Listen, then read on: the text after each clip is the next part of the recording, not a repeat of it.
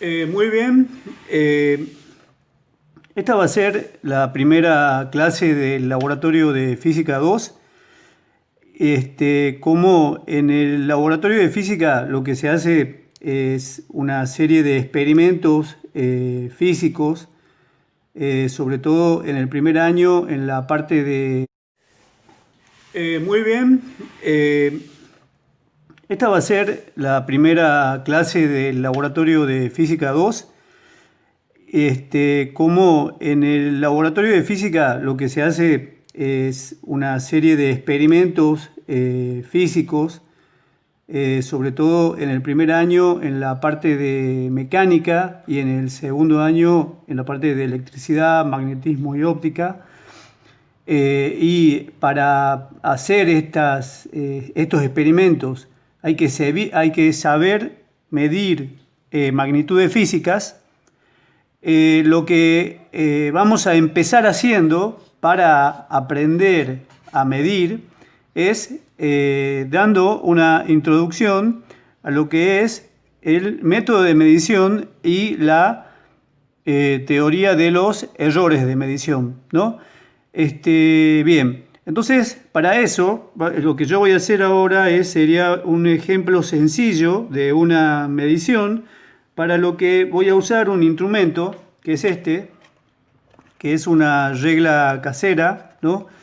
Que está hecha a propósito de esta manera, digamos, se ve que es un instrumento muy precario, ¿no?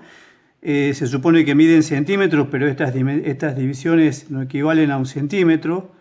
No es para nada un instrumento de precisión. Yo lo he hecho de esta forma para exagerar las limitaciones que tienen todos los instrumentos, incluso el instrumento más preciso, porque estas limitaciones de los instrumentos son la fuente de lo que se llaman errores o incertezas de medición.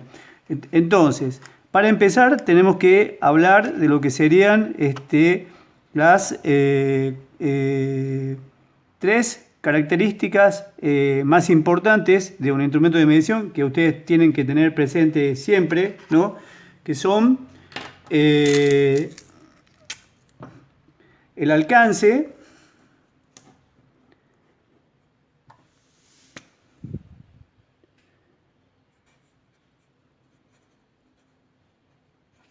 la apreciación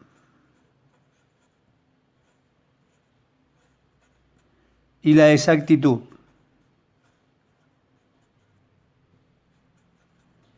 ¿No? Bien. Entonces, esta primera característica, el alcance, es la máxima magnitud que se puede medir con este instrumento, que en este caso serían 9 centímetros.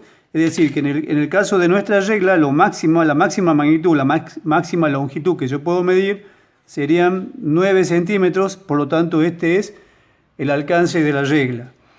La segunda característica importante de un instrumento es su apreciación. La apreciación es justamente la mínima magnitud que puede medir, o sea, el valor, en este caso, de una división única de la escala, que para mi reglita casera es de 1 centímetro. La tercera característica importante de un instrumento, que es lo que determina si este instrumento es de precisión o no, o lo que determina su calidad, es lo que se llama exactitud, ¿no? Entonces la exactitud tiene que ver con cuán bien hecho está un instrumento, cuán preciso es. En este caso, mi reglita, que acá dice que está midiendo 1 centímetro, si yo la comparo con lo que es 1 centímetro real, vamos a ver que, digamos, la regla es muy imprecisa, porque yo estoy diciendo que esto es 1 centímetro cuando en realidad equivalen a 2 centímetros. Bueno, esta característica que aquí está exagerada, también está presente este tipo de discrepancia en todos los instrumentos, incluso en el instrumento más perfecto, porque no hay ningún proceso de producción o de fabricación de instrumentos que sea perfecto, ¿no? Bueno, dicho esto, bueno, hay que tener en cuenta que estas tres características son importantes, no hay que olvidarse de ellas, ¿no? Y ustedes tienen que tenerla presente en todos los casos, ¿no? Bien, entonces, dicho esto, voy a hacer ahora voy a dar un ejemplito de qué es lo que sería o cómo voy a hacer una medición, porque lo que me importa ahora es quedar o remarcar cómo es la forma o cuál es la forma para expresar de forma correcta el resultado de una medición, porque hay una forma estándar o una forma convencional para expresar el resultado de una medición. No se lo puede expresar de cualquier forma. Entonces vamos a empezar suponiendo que yo tengo que medir. Supongamos que este sea una barrita y yo lo que tengo que determinar o me piden que determine esta altura o esta dimensión que le vamos a llamar h. Entonces para eso yo voy a usar mi reglita casera y vamos a hacer, digamos, primero lo que sería una medición intuitiva. Voy a medir el ancho con la reglita, la voy a poner en esta posición, supongamos, y el resultado que voy a tener es que, o lo que aparece o lo que resulta de la medición, es que h mide casi 2 centímetros, ¿no? Bien. Esta forma de expresar el resultado de una medición no es correcta, no es rigurosa, es ambigua y, por ejemplo, un físico, ni un ingeniero, ni nadie que se dedique a las ciencias exactas puede expresar el resultado de sus mediciones de esta forma, con un casi, ¿no? Porque lo que se busca para expresar el resultado de una medición es expresarlo de una forma que no dé lugar a ambigüedades, que sea riguroso, ¿no? Entonces, una forma más rigurosa de expresar este resultado es decir que mi medición h está dentro de un intervalo, lo voy a expresar de esta forma con corchetes, que va desde 1 hasta 2 centímetros, ¿no? Entonces, esta forma de expresar mi resultado como un intervalo ya es más precisa que la anterior, porque aquí la ambigüedad sería estar reducida al mínimo, ¿no? Pues yo estoy seguro, sin lugar a dudas, que el resultado de mi medición está dentro de este intervalo que va de 1 a 2 centímetros, ¿no? Bien, entonces a estos intervalos nosotros no lo vamos a representar de esta forma, lo vamos a representar con una forma, una expresión que se llama valor acotado, ¿no? Valor acotado. Bien, entonces, para expresar este intervalo en forma de valor acotado, yo tendría que hacer lo siguiente. O sea, tendría que decir que h es igual a 1,5 más menos 0,5 centímetros. Si ustedes se fijan, esto es otra forma de representar este intervalo, porque si yo a 1,5 le sumo 0,5, tengo 2. Y si a 1,5 le resto 0,5, tengo 1. O sea, es otra manera de representar este intervalo, pero de esta forma es la forma que se usa dentro de lo que es el método de medición, ¿no? Entonces, esta forma tiene toda una convención, es una forma convencional que hay que respetar. Por ejemplo, este primer número se llama valor medido. Este segundo número se llama cota de error, ¿no? Y el valor acotado tiene que incluir ambos números, o sea, por un lado el valor medido y por otro lado su cota de error tiene que estar entre paréntesis con el más menos y con las unidades de afuera. Si falta alguna de estas características, entonces no es correcto o no está expresado de forma correcta, ¿no? Bien. Además, este valor acotado tiene que cumplir con otras condiciones, como que, por ejemplo, la cota de error, siempre, cuando esté escrito como valor final dentro del valor acotado, siempre tiene que tener una sola cifra significativa.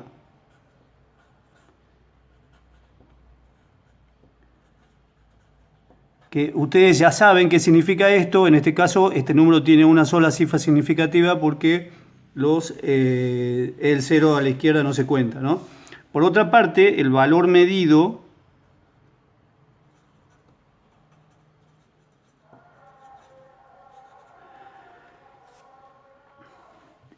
tiene que, digamos, tiene que cortarse a donde la cota de error o el error lo indica. ¿Qué quiere decir? Que si el error llega hasta la primera cifra después de la coma, el valor medido tiene que quedar redondeado hasta la primera cifra después de la coma. ¿Esto qué significa? Por ejemplo, si yo hubiera escrito de esta forma, h igual a 1,55 más menos 0,5 centímetros, esto sería incorrecto porque la cota de error me está indicando que mi error está en la primera cifra después de la coma, ¿no? Por lo tanto, yo a este número, al valor medido, debería haberlo redondeado también a la primera cifra después de la coma, lo que quiere decir que tendría que sacar este 5 para que sea correcto, ¿no? Bien, entonces esta forma así no se hace. Se lo escribe como está acá, como dice en esta consigna, que el error tiene que tener una sola cifra significativa y que el valor medido tiene que redondearse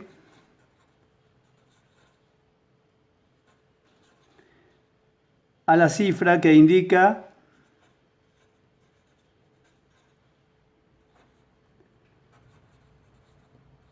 la cota de error, ¿no? Bien. Dicho esto,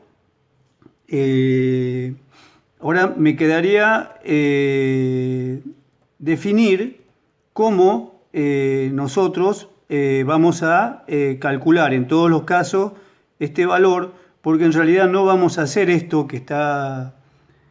esto es solamente una explicación para hacer una introducción, aunque no es exactamente esto lo que ustedes van a hacer cuando hagan una medición, ¿no? Bien, entonces...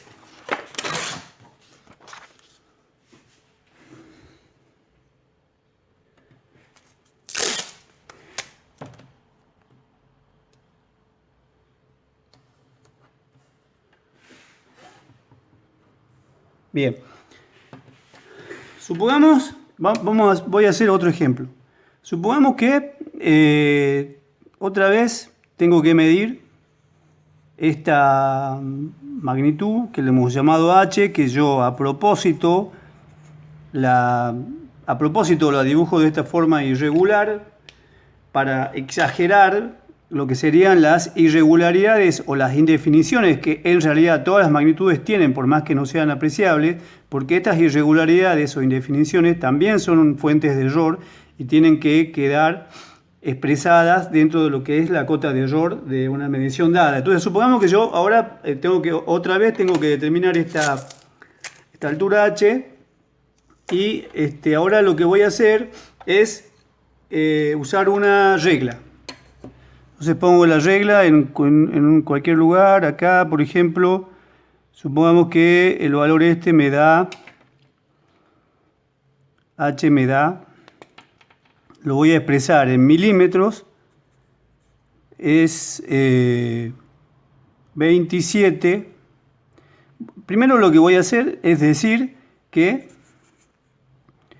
h tiene aproximadamente 27 milímetros. No lo voy a expresar como valor acotado, ¿no?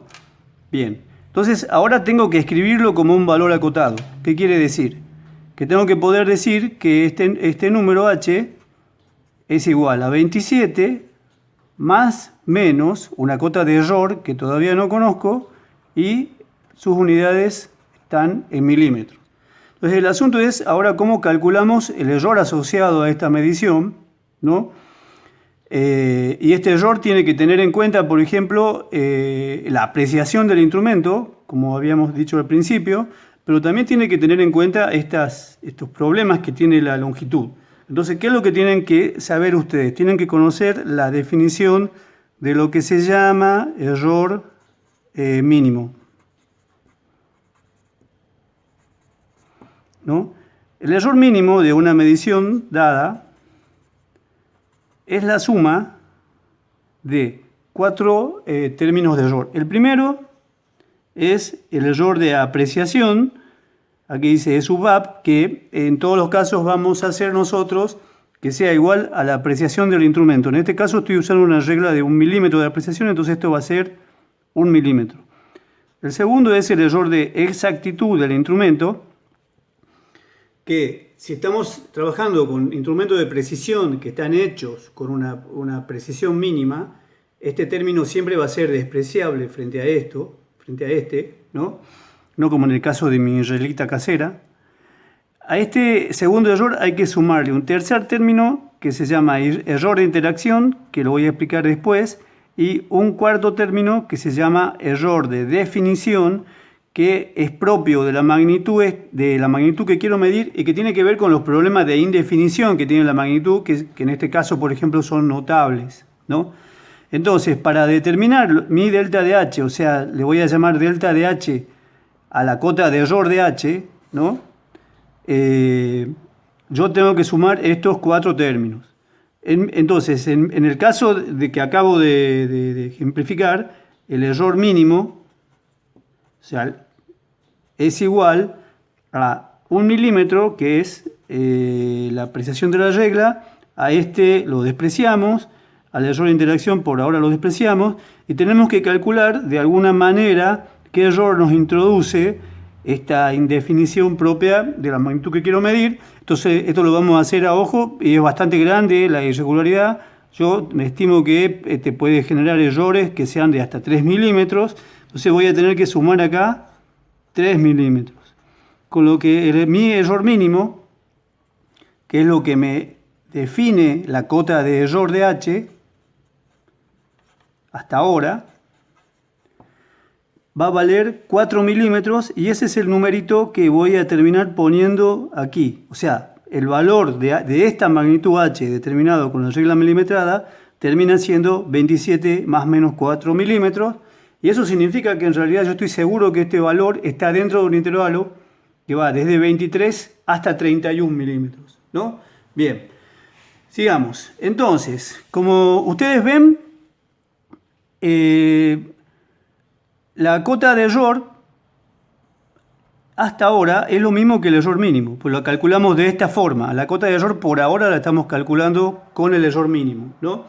Entonces, vamos a darle también otros nombres a estos numeritos, ¿no? En este caso,